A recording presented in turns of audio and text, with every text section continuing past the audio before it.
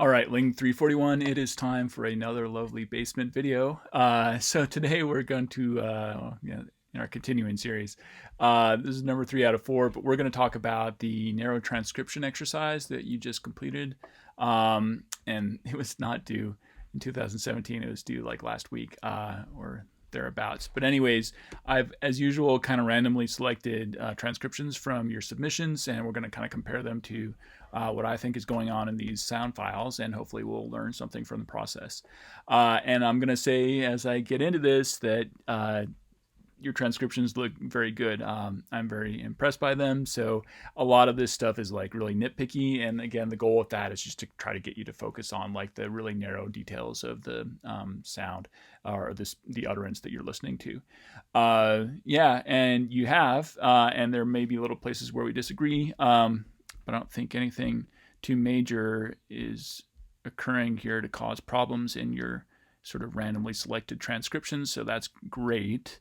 But just in case you're curious what I was thinking, we can listen to some of these. So this is the first mini utterance or mini sentence slash phrase from the Course in Phonetics exercise. Please come home. Maybe I'll make that a bit louder. Please come home. And we can zoom in on number one. What's going on here?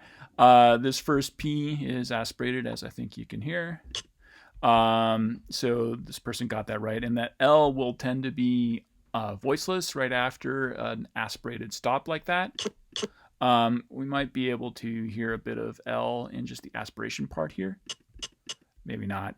We can listen to this part. Please come home. Please come home. Please come home. I guess I would say when you actually listen to the part that's not aspirated, please come home. Please come home. There's not much L there left anymore that's actually voiced. But if we play the whole thing, please come home, we can hear that L a little bit better. So it's hard to pick out just the part that's the voiceless L. Please. But we can tell that it's sort of not entirely incorporated in that voiced portion. Please. Even though it's there, obviously to some extent.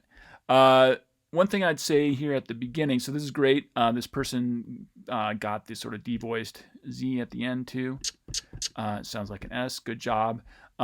They transcribed stress here with a little like apostrophe. Again, it's not really necessary to transcribe stress for one syllable words. There's a bit of an accent on that first word. Please come home. Please come home. As there please is come home. Actually kind of on home there as well, but that's a one syllable word too, and that's more about sort of phrasal level accents rather than lexical accent or stress in this particular case. So don't worry about that for just a one syllable word. But again, that's not that big of a deal. I transcribed length there. Please come home. Please come home. Yeah, and now that I listen to it, please.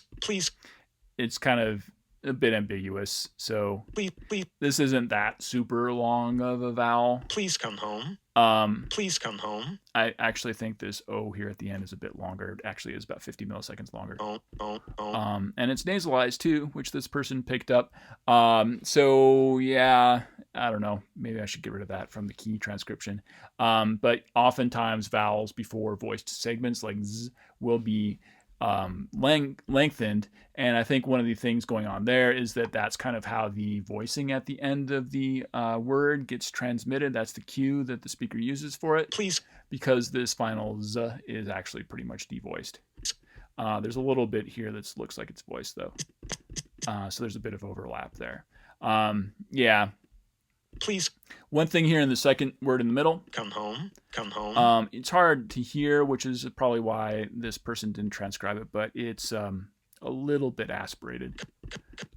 And again, we'll walk through how to read that in the acoustic signature of the sound file as we go through the second half of the semester, because it's not super prominent acoustically when you listen to it.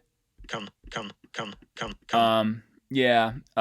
We can also listen to, so that's maybe why you might miss it, but we can also listen to this vowel, which I don't hear as super nasalized. This person transcribed it as nasalized. You'd kind of expect it to be there, but it doesn't look like it's nasalized in the usual fashion, maybe because it goes by so quickly. Come.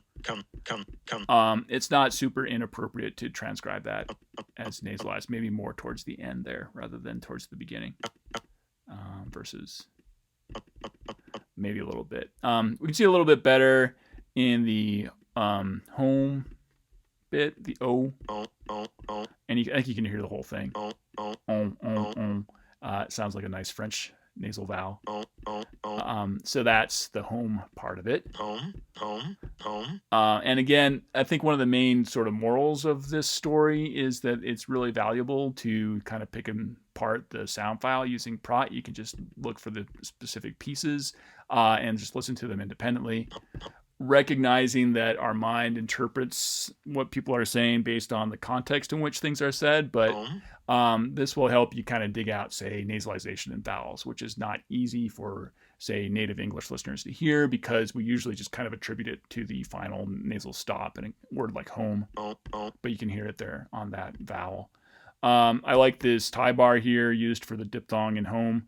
I like the nasalization as well. Like I said, these look pretty good, and I like that one pretty much all around in spite of these minor little errors, so nothing major going on there.